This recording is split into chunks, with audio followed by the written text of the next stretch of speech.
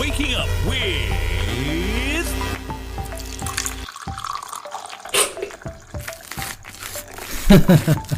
Shivraj Prashad, your host on Good Morning Grammar.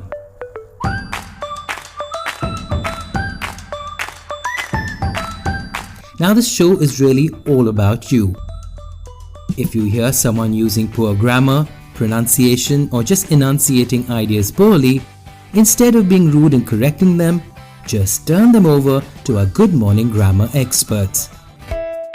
Now it's time for Tricky Tuesdays with Pallavi Narain.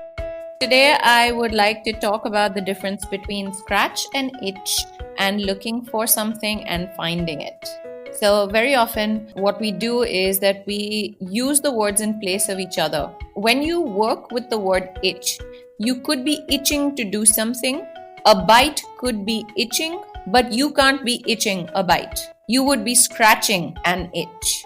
And sometimes people actually use one word in place of another. If you've walked past a bramble bush too closely, you would get a scratch, or it would scratch you.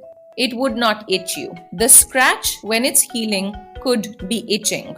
Similarly, looking and finding are words that face the same problem with usage. I'm finding my shoes would not be an accurate representation. You would be looking for your shoes and you stop looking when you find them. But you could be finding your way out of a particularly difficult spot.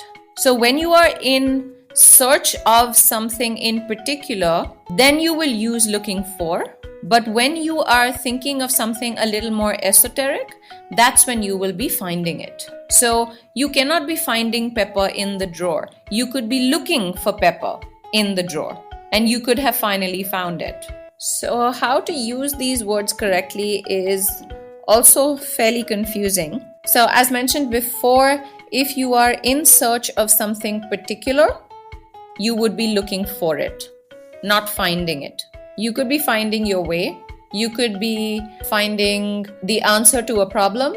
You could be looking for a person, but you won't be finding them because the person is specific. So you would be looking for them. Similarly, with scratch and itch, you have to be scratching an itch. The itch is what is the sensation, and scratch is what you would be doing.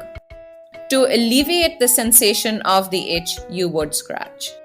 And what if you had the 7-year itch? Would you scratch it? I certainly hope not. Or maybe someone else will scratch it for you. That's getting rid of your itch.